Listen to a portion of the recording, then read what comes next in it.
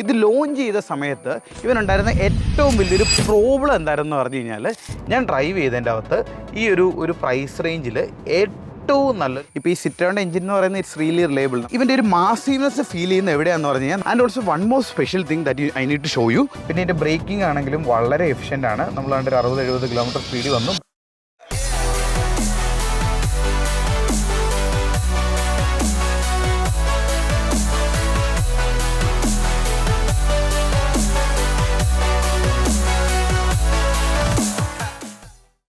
.62 തൊട്ട് സ്റ്റാർട്ട് ചെയ്യുന്ന ഈ കിടക്കുന്ന SUV-ലാണ് ഞാൻ റീസെൻ്റ്ലി ഡ്രൈവ് ചെയ്തതിൻ്റെ അകത്ത് എനിക്ക് ഏറ്റവും കൂടുതൽ യാത്രാസുഖം അതുപോലെ തന്നെ സസ്പെൻഷൻ്റെ കംഫർട്ട് ഫീൽ ചെയ്തതെന്ന് പറഞ്ഞാൽ നിങ്ങൾ വിശ്വസിക്കുമോ? നമ്മുടെ കൂട്ടത്തിൽ ഇന്നുള്ളത് സിട്രോൺ, അവർ SUV എന്ന് വിളിക്കുന്ന അവരുടെ എയർ ക്രോസ് ആണ്. ആക്ച്വലി സ്പീക്കിംഗ് ഇതൊരു C3 പ്ലാറ്റ്ഫോമിൽ വരുന്ന വണ്ടിയാണ്. പക്ഷേ പണ്ട് വരെ എനിക്ക് തോന്നുന്നു C3 എയർ ക്രോസ് എന്നായിരുന്നു വിളിച്ചുകൊണ്ടിരുന്നത്. ഇപ്പോൾ പ്രോപ്പർലി നോക്കിക്കഴിഞ്ഞാൽ ഒരു എയർ ക്രോസ് എന്ന് മാത്രമാണ് ഇവരിവനെ വിളിക്കുന്നത്. അപ്പോൾ ഈ ഒരു SUV-യുടെ ഒരു സൈസ് കണ്ടോ? അതായത് 10 ലക്ഷം രൂപ അണ്ടറിൽ സ്റ്റാർട്ട് ചെയ്യുന്ന ഒരു വെഹിക്കിളിൻ്റെ ഒരു സൈസാണ്. എത്രമാത്രം വലുതാണെന്ന് നോക്കിയേ. അത് ശരിക്കും പറഞ്ഞു കഴിഞ്ഞാൽ ഇവൻ്റെ അകത്തെ ഒരു സ്പേസിലേക്ക് ഇംപ്ലിമെൻറ്റഡ് ആവുന്നുണ്ട്. ഇതിൻ്റെ അകത്ത് 2 ഓപ്ഷൻസ് ആണ് അവൈലബിൾ. ഒന്നെന്ന് പറയുന്നത് ഒരു 5 സീറ്റർ വേരിയൻറ്റ്. 5 സീറ്റർ വേരിയൻറ്റ് വരുമ്പോഴത്തെ ഗുണം എന്നാന്ന് പറഞ്ഞാൽ ഈ ഒരു ബാക്ക് സീറ്റ് ഉണ്ടല്ലോ, ബാക്ക് സീറ്റ് കുറച്ചുകൂടെ അവർ ഇറക്കിയായിരിക്കും വെച്ചേക്കുന്നത്. അതുകൊണ്ട് നല്ല സ്പേസ് ആയിരിക്കും ബാക്കിൽ. ഇത് 5 സീറ്റർ വേരിയൻ്റ് ആണ്. പിന്നെ വരുന്ന ഒരു 5+2, ഇവർ 7 സീറ്റർ എന്നൊന്നും വിളിക്കുന്നില്ല, ഒരു 5+2 SUV എന്നാണ് സിട്രോണിനെ വിളിക്കുന്നത്. 5+2 എന്ന് പറയുന്നൊരു വേരിയൻറ്റ് വരുന്നുണ്ട്. അങ്ങനെ വന്നു കഴിയുമ്പോഴത്തേക്ക് ബാക്കിൽ ചെറിയൊരു സ്പേസ് ഉണ്ട്. 2 പിള്ളേർക്ക് ഇപ്പോൾ ടാബൊക്കെ നോക്കി ബാക്കിൽ ഇരിക്കാനുള്ള സ്ഥലവും കാര്യങ്ങളൊക്കെ വരുന്നുണ്ട്.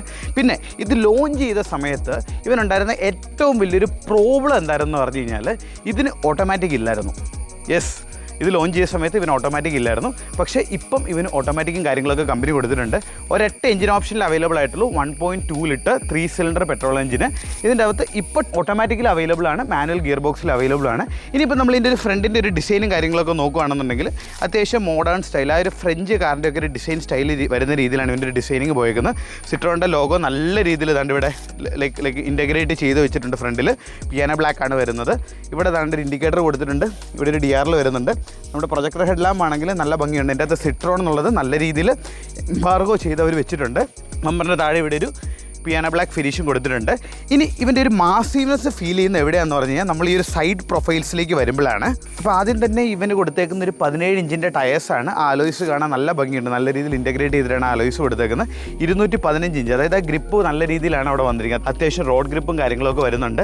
മിറേഴ്സ് വരുന്നത് ദാണ്ട് നമ്മുടെ പിയാനോ ബ്ലാക്ക് ആണ്. അപ്പോൾ ഈ ഒരു സൈഡിൽ നിന്ന് നോക്കുമ്പോഴാണ് ഇവൻ്റെ ഒരു മാസീവ്നെസ് നമുക്ക് ഫീൽ ചെയ്യുന്നത്. അതായത് ഒരു നോർമൽ കാർ ദാണ്ട് ഇത്ര ഉണ്ടായിരുന്നുള്ളെങ്കിൽ ഇവന് ദാണ്ട് ഒരു എക്സ്ട്രാ ഒരു ഇത്രയും കൂടെ കമ്പനി കൊടുത്തിട്ടുണ്ട്. അതാണ് ആ ഒരു +2 എന്ന് ഇവർ പറയുന്നത്. ഇതിപ്പോൾ നമ്മൾ ഡ്രൈവ് ചെയ്യുന്ന മോഡൽ എന്ന് പറയുന്നത് 5 സീറ്റർ ആണ്. അപ്പോൾ അതുകൊണ്ട് തന്നെ ഇതിൻ്റെ ബാക്ക് സീറ്റ് എന്ന് പറയുന്നത് എക്സ്ട്രാ ഓർഡിനറി അല്ലെങ്കിൽ നല്ല രീതിയിൽ പ്രീമിയം ആണ്. ഇനി നമ്മൾ സൈഡിലേക്ക് വന്നു കഴിയുമ്പോഴത്തേക്കും, സൈഡ് പ്രൊഫൈലല്ല, നമ്മൾ ബാക്കിലേക്ക് വന്നു കഴിയുമ്പോഴത്തേക്കും ആ ഒരു LED ടെയിൽ ലാമ്പ് നല്ല രീതിയിൽ ഇൻറ്റഗ്രേറ്റ് ചെയ്ത് വെച്ചിട്ടുണ്ട്. ബാക്കിലേക്ക് വരുമ്പം ഇവിടെ ഒരു ദാണ്ട് ഒരു piano black element through out പോകുന്നുണ്ട്. ഇവിടെ സിട്രോണിൻ്റെ ബാഡ്ജിങ്ങും കൊടുത്തിട്ടുണ്ട്. എയർ ക്രോസ് എന്ന് എഴുതിയിട്ടുണ്ട്. നമ്മൾ പറഞ്ഞ പോലെ തന്നെ ഇതിൻ്റെ അകത്ത് C3 എന്ന് അവർ മെൻഷൻ ചെയ്യുന്നില്ല കേട്ടോ, എയർ ക്രോസ് തന്നെയാണ് മെൻഷൻ ചെയ്യുന്നത്. ഈവൻ കമ്പനി വെബ്സൈറ്റിൽ പോലും അതിൻ്റെ മുകളിൽ ചെറിയൊരു നമ്മുടെ എന്തായാലും പറയുന്ന പേര് ചെറിയൊരു സ്പോയിലറും കൂടെ കമ്പനി ഇവന് കൊടുത്തിട്ടുണ്ട്. അതാണ് ഇവൻ്റെ സൈഡ് ഡിസൈനിങ് എന്ന് പറയുന്നത്. ഇത് നമുക്ക് എഞ്ചിൻ ബേയും കാര്യങ്ങളൊക്കെ കണ്ടിട്ട് ഇവൻ്റെ ഡ്രൈവിംഗ് സീറ്റ് കയറുന്നതിന് മുമ്പ് ഞാൻ ഇവൻ്റെ ബാക്ക് സീറ്റ് ഇരുന്ന് നിങ്ങൾക്ക് കാണിച്ചു തരാം. കാരണം because that so spacious and also one more special thing that I need to show you. അതായത് ഇവൻ്റെ ബൂട്ട് സ്പേസ് ഉണ്ടല്ലോ, എസ്പെഷ്യലി ഒരു 5 സീറ്റർ മോഡലാകുമ്പോൾ നിങ്ങൾ നാലിച്ചേക്ക് 8.62 തുടങ്ങുന്നത്. ഇതല്ല ഇവൻ്റെ ബേസ് വേരിയൻ്റ് ആണെങ്കിൽ പോലും ആ 8.62 വരുന്ന വേരിയൻറ്റിനകത്ത് കിട്ടുന്ന ഫീച്ചേഴ്സ്, അതായത് വളരെ പ്രാക്ടിക്കലി യൂസ്ഫുൾ ആയിട്ടുള്ള ഫീച്ചേഴ്സ് ഒന്ന് നോക്കി. ഇതിൻ്റെ ബൂട്ട് നോക്കി, എത്ര വലിയ ബൂട്ട് സ്പേസ് ആണ് ഇതിന് വരുന്നതെന്നുള്ളത്. നമുക്ക് മറ്റേ മോഡൽ വരുമായിരുന്നെങ്കിൽ ഇവിടെ ചെറിയൊരു സീറ്റും കൂടെ വന്നായിരുന്നേ. ഇത് നമുക്ക് ഇലക്ട്രോണിക്കലി ഒന്നുമല്ല, മാനുവലി തന്നെ നമുക്കിവനെ ക്ലോസ് ചെയ്യണം. ഇനി ജസ്റ്റ് നമുക്ക് എഞ്ചിൻ ബേയും കൂടെ ഒന്ന് കണ്ടിട്ട് വരാം. അപ്പോൾ ഇതാണ് ഇവൻ്റെ ഒരു എഞ്ചിൻ സ്പേസ് വരുന്നത്. നമ്മൾ പറഞ്ഞ പോലെ കവറും കാര്യങ്ങളൊക്കെ കൊടുത്തിട്ടുണ്ട്. ഒത്തിരി വലിയ എഞ്ചിനൊന്നും അല്ല, ഒരു കുഞ്ഞ് എഞ്ചിനാണ്. ഇപ്പോൾ ഈ സിട്രോണിൻ്റെ എഞ്ചിൻ എന്ന് പറയുന്നത് ഇറ്റ്സ് റിയലി റിലയബിൾ. നമ്മൾ റിലയബിൾ എന്ന് പറഞ്ഞാൽ ഇതൊരു ഒത്തിരി മാസീവായിട്ട് ബിൽഡ് ചെയ്യുന്ന എഞ്ചിനാണ്. ഈ നമ്മൾ ഇന്ത്യയിലുണ്ടാക്കി യൂറോപ്പിലേക്കൊക്കെ കയറ്റി വിട്ടുകൊണ്ടിരിക്കുന്നതാണ് ടെല്ലാൻഡിസ് ഗ്രൂപ്പിൻ്റെ അണ്ടറിൽ. അപ്പോൾ ഇതാണ് ഇതിൻ്റെ ഒരു എഞ്ചിൻ ബേഗ് വരുന്നത്. നമ്മൾ പറഞ്ഞ പോലെ 3 സിലിണ്ടർ 1.2 ലിറ്റർ ആണ്. ഇനിയിപ്പോൾ നമ്മൾ ഡ്രൈവ് ചെയ്യുന്നതിന് മുമ്പ് ഇതിൻ്റെ ബാക്ക് സീറ്റ് കയറി ഞാൻ നിങ്ങൾക്കൊന്ന് കാണിച്ചു തരാം. ഡോർ ഹാൻഡിൽസ് വരുന്ന ഈ ഒരു സ്റ്റൈലാണ് കേട്ടോ. അത് വേണമെങ്കിൽ അവർക്ക് കുറച്ചുകൂടി ഇമ്പ്രൂവ് ചെയ്യായിരുന്നു.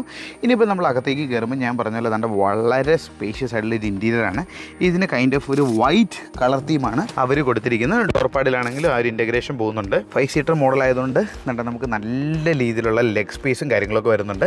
പിന്നെ അത് മാത്രമല്ല ഇതിൻ്റെ ഹെഡ് റൂം എന്ന് പറയുന്നത് വളരെ കൂടുതലാണ് കേട്ടോ. എത്ര പൊക്കമുള്ള ആൾക്കും ഇതിൻ്റെ അകത്ത് ഇരിക്കാൻ പറ്റുന്നുള്ളത് ഉറപ്പാണ്. ഇവിടെ ഒരു ആംബ്രസ്റ്റും കാര്യങ്ങളൊക്കെ വരുന്നുണ്ട്. അതിൻ്റെ അകത്ത് 2 കപ്പ് ഹോൾഡേഴ്സ് കൊടുത്തിട്ടുണ്ട്. അഡ്ജസ്റ്റബിൾ ആയിട്ടുള്ള ഹെഡ് റെസ്റ്റും ഇവന് കൊടുത്തിട്ടുണ്ട്. അപ്പോൾ ശരിക്കും വളരെ സ്പേഷ്യസ് ആയിട്ടുള്ള ഒരു ബാക്ക് സീറ്റാണ് കേട്ടോ. ഇനി 2 AC എയർവെൻറ്റ് കൊടുത്തിട്ടുണ്ട്. 2 പവർ സോക്കറ്റ്സും ഇവന് ബാക്കിൽ കൊടുത്തിട്ടുണ്ട്. ഇനി ഇവൻ്റെ യാത്രാസുഖം കംഫർട്ടിനെ കുറിച്ചിട്ടൊക്കെ ഞാൻ ഡ്രൈവർ സീറ്റിൽ കയറിയിട്ട് പറഞ്ഞുതരാം. അപ്പോൾ നമ്മൾ ജസ്റ്റ് ഹൈവേയിലോട്ട് ഇറങ്ങിയിട്ടുണ്ട്. അപ്പോൾ ഞാനിത് ആക്ച്വലി ഇന്നലെ എറണാകുളം തൊട്ട് പാലാ വരെ, നമ്മുടെ പാലായാണല്ലോ, നമ്മുടെ പാലാ വരെ ഇന്നലെ ഈ വണ്ടി കൊണ്ടാവുന്നത്. അപ്പോൾ എനിക്ക് ഫീൽ ചെയ്തൊരു കാര്യം എന്താണെന്ന് പറഞ്ഞാൽ ഇത്രയും നല്ല റെസ്പോൺസീവ് ആയിട്ടുള്ള ഇത്രയും വലിയൊരു വണ്ടിയാണെങ്കിലും ഇതിൻ്റെ സ്റ്റിയറിംഗ് ഫീഡ്ബാക്ക് എന്ന് പറയുന്നത് ഭയങ്കര രസമാണ്. നമുക്ക് ഈ ഒരു രീതിയിൽ അത്യാവശ്യം നല്ല ഒരു ഫീഡ്ബാക്ക് തരുന്ന രീതിയിൽ കൃത്യമായിട്ട് നമുക്ക് ഹാൻഡ്ലിങ് കിട്ടുന്ന പോലെ നമുക്ക് തോന്നുന്നുണ്ട്. അതുമാത്രമല്ല ടയർ സൈസ് അത്യാവശ്യം മുഴുപ്പുള്ളതുകൊണ്ടും സൈസ് ഉള്ളതുകൊണ്ടും തന്നെ നമ്മളെ സംബന്ധിച്ചിട്ട് ഹാൻഡ്ലിങ്ങിൻ്റെ കേസ് വരുമ്പോഴും നല്ല ഹാൻഡ്ലിങ് തരുന്നുണ്ട് വണ്ടി. ഇത്രയും വലിയൊരു SUV ആണെന്നുള്ളൊരു തോട്ട് നമുക്കിത് ഓടിക്കുമ്പോൾ ഫീൽ ചെയ്യുന്നില്ല. പണ്ട് ഇപ്പോൾ നമ്മൾ ഇതിൻ്റെ ഒരു കോമ്പറ്റീഷനൊക്കെ ഓടിക്കുമ്പോൾ നമുക്ക് ഒരു വേറൊരു ഫീൽ, അതൊരു കൊമേഴ്ഷ്യൽ വെഹിക്കിൾ ഓടിക്കുന്ന പോലെ അല്ലെങ്കിൽ ഒരു MPV ഓടിക്കുന്ന ഒരു ഫീൽ തന്നെ നമുക്ക് തരുന്നത്. പക്ഷേ ഇവർ പറയുന്ന പോലെ തന്നെ ഒരു SUV ഫീൽ അല്ലെങ്കിൽ ഓടിക്കുമ്പോൾ നല്ലൊരു സുഖം നമുക്ക് തരുന്നുണ്ട്. 2 എന്ന് പറയുന്നത് മോസ്റ്റ് ഇമ്പോർട്ടൻ്റ്ലി ഞാൻ ഡ്രൈവ് ചെയ്തതിൻ്റെ അകത്ത് ഈ ഒരു പ്രൈസ് റേഞ്ചിൽ ഏറ്റവും നല്ലൊരു സസ്പെൻഷൻ എന്ന് പറയുന്നത് ഇവൻ്റെ ആണെന്നുള്ള കാര്യത്തിൻ്റെ അത് ഒരു സംശയമില്ല. അത് ഈ സിട്രോൺ എന്ന് പറയുന്നത് പണ്ട് കാലം തൊട്ട് അവരുടെ സസ്പെൻഷൻ എന്ന് പറയുന്നത് വളരെ വേൾഡിൽ ഫേമസ്. എനിക്കൊന്ന് ബെസ്റ്റ് ആണെന്നൊക്കെ പലരും പറയാറുണ്ട്. അത്രയും നല്ലൊരു സസ്പെൻഷനാണ് ഇവന് വരുന്നത്. അവരുടെ ആ ഒരു ന്യൂമാറ്റിക് എന്ന് പറയുന്ന ആ ഒരു എക്സ്ട്രാ ഓർഡിനറി സാധനമല്ല ഇതിൽ വരുന്ന ഒരു ബേസിക് സാധനമാണെന്നുണ്ടെങ്കിൽ പോലും ഫ്രീക്വൻസി ഡാമ്പേഴ്സ് ഒന്നും ഇല്ല. പക്ഷേ ബേസിക് സാധനമാണെന്നുണ്ടെങ്കിൽ പോലും ഇതും വളരെ സ്മൂത്താണ്. നമുക്ക് ശരിക്കും ഒരു ഡിഫറൻസ് അറിയാം. യാത്രാസുഖം എന്ന് പറഞ്ഞാൽ എക്സ്ട്രാ ഓർഡിനറി. നമ്മൾ ഇപ്പോൾ ബാക്ക് സീറ്റിൽ ഇപ്പോൾ ഞാൻ അവൾ ഡ്രൈവ് ചെയ്യുന്ന സമയത്ത് കുറേ നേരം ബാക്ക് സീറ്റിലിരുന്നു. ബാക്ക് സീറ്റിൽ ഇരുന്നപ്പോഴും ഭയങ്കര രസമാണ് ബാക്കിലിരിക്കുന്നത്. എസ്പെഷ്യലി നല്ല സ്പേസ് ആയതുകൊണ്ട് നമുക്ക് ഇങ്ങനെ രാജാവിനെ പോലെ ഇങ്ങനെ കൈയൊക്കെ വെച്ച് ഇരിക്കാൻ പറ്റുന്നുണ്ട്. പിന്നെ അതുപോലെ തന്നെ ഫ്രണ്ടിൽ ഡ്രൈവർ ആണെങ്കിൽ പോലും ഡ്രൈവർക്ക് സാധാരണ നമ്മൾ ഇവൻ്റെ ഒരു കോമ്പറ്റീഷൻ ഓടിക്കുമ്പോൾ നമുക്ക് മടുക്കും. ഇതിലേക്ക് അതിൻ്റെ ഒരു പർപ്പസ് എന്ന് പറഞ്ഞാൽ A to B പോയിന്റ് എത്തുക എന്നുള്ളതാണ്. പക്ഷേ അത് മടുപ്പ് തരുന്നില്ല. ഇപ്പോൾ നമ്മളിപ്പോൾ ആക്സിലറേറ്റ് ചെയ്ത് നോക്കുകയാണെന്നുണ്ടെങ്കിൽ പോലും ടോർക്ക് കൺവേർട്ടറാണ്. അത്യാവശ്യം നല്ല സ്മൂത്തായിട്ട് കയറുന്നുണ്ട്. നമ്മളൊരു 100 അബോവ് സ്പീഡ്സിൽ പോലും വണ്ടി നല്ല സ്റ്റേബിൾ. ഇതുണ്ട്, ഞാൻ കൈ പോലും പിടിക്കുന്നില്ല, സ്പീഡ് ആക്കിൽ കാണിക്കുന്നില്ല. പക്ഷേ ഇതിപ്പോൾ ഒരു 110 120 നിങ്ങൾക്കത് കണ്ടാൽ മനസ്സിലാവും 110 120 എന്നുള്ളത്. അത്രയും സ്റ്റേബിളായിട്ട് വണ്ടി നിൽക്കുന്നുണ്ട്. അതൊക്കെ എന്നെ വളരെയധികം വാവ് ഫീൽ ചെയ്യിച്ച കേസ് ഞാൻ ഓർക്കുന്നുണ്ട്. ഇതിൻ്റെ ടെസ്റ്റ് ട്രാക്കിൽ കഴിഞ്ഞ തവണ പോയ സമയത്ത് 160 170 ഒക്കെ പലരും കയറ്റിയിട്ട് പോലും അവൻ സ്റ്റേബിളായിട്ട് നിൽക്കും. ഇങ്ങനെ ഒരു ഇത്രയും വലിയൊരു വണ്ടി, ആക്ച്വലി സ്പീക്കിംഗ് 7 സീറ്റർ നമുക്ക് വിളിക്കാമല്ലോ വേണമെങ്കിൽ, ഒരു 7 സീറ്റർ അത്രയും സ്റ്റേബിളായിട്ട് നിൽക്കുക എന്ന് പറയുന്നത് വളരെ റെയർ ആയിട്ടുള്ള ഒരു സംഭവമാണ്. അത് കൊള്ളാം. അതായത് ഈ സിട്രോണിൻ്റെ ഒരു ഗുണം എന്താണെന്ന് പറഞ്ഞാൽ നല്ല ഹാൻഡ്ലിങ്, നല്ല റൈഡ് കംഫർട്ട്, അത്യാവശ്യം നല്ല പവർ ഫീൽ വരുന്നുണ്ട്. പിന്നെ ഇതിൻ്റെ അകത്ത് കുറച്ച് ബേസിക് സാധനങ്ങൾ ഇപ്പോൾ സൺറൂഫ് വരുന്നില്ല, വെന്റിലേറ്റഡ് സീറ്റ്സ് വരുന്നില്ല. പക്ഷേ നല്ലൊരു വെഹിക്കിളാണെന്ന് വെച്ച് കഴിഞ്ഞാൽ നല്ലൊരു വെഹിക്കിളാണ്. വെന്റിലേറ്റഡ് സീറ്റ്സ് മിസ്സിംഗ് ആണ്. പക്ഷേ പുതിയ അപ്ഡേറ്റ് വന്നപ്പോൾ ഒരു വയർലെസ് ചാർജർ കൊടുത്തിട്ടുണ്ട്. ഓട്ടോമാറ്റിക് AC ആണ്. അപ്പോൾ അത് കാണിച്ചു തരാം. പിന്നെ ഡിജിറ്റൽ ക്ലസ്റ്റർ, പുതിയൊരു ഡിജിറ്റൽ ക്ലസ്റ്റർ അവർ ബിൽഡ് ചെയ്തിട്ടുണ്ട്. അത് നല്ല രസമുണ്ട്. പിന്നെ ഇതിൻ്റെ ബ്രേക്കിംഗ് ആണെങ്കിലും വളരെ എഫിഷ്യൻ്റ് ആണ്. നമ്മൾ ഒരു 60-70 കിലോമീറ്റർ സ്പീഡിൽ വന്നു. ബാക്കിൽ വണ്ടിയൊന്നുമില്ല. Full pedal. എന്ത് പക്കായിട്ട് ഈ ഒരു മാസ് SUV നിന്നു നോക്കിയേ.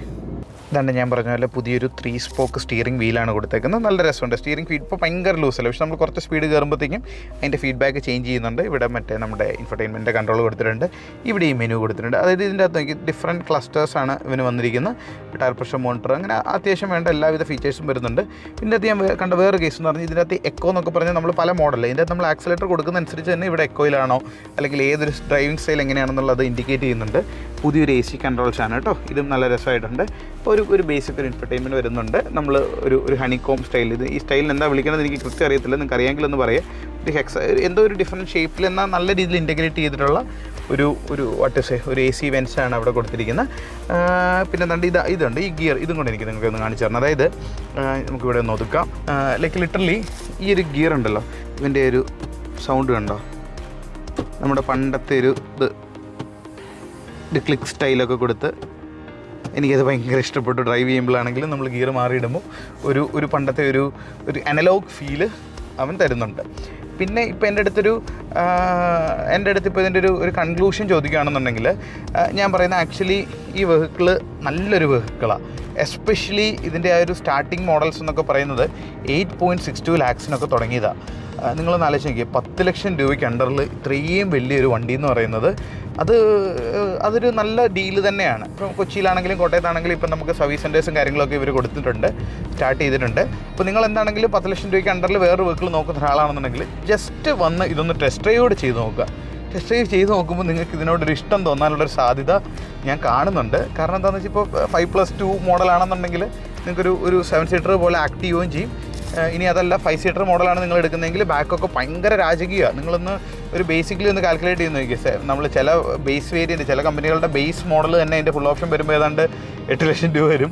അപ്പോൾ ഇതൊരു 1-2 ലക്ഷം രൂപ കൂടെ മുടക്കി കഴിയുമ്പോഴത്തേക്കും നിങ്ങൾക്ക് വലിയൊരു SUV സ്റ്റൈൽ വെഹിക്കിളാണ് കിട്ടുന്നത്. അത്യാവശ്യം ഗ്രൗണ്ട് ക്ലിയറൻസ് വരുന്നുണ്ട്, യാത്രാസുഖവും ഹാൻഡ്ലിങ്ങും, അതാണ് ഇവൻ്റെ ഒരു പ്ലസ് പോയിൻറ്റ്സ് എന്ന് പറയുന്നത്. അത് രണ്ടിലും ഇവൻ കില്ലാടി എന്ന് പറഞ്ഞ് ഇവൻ കില്ലാടി ആയിട്ടുണ്ട്.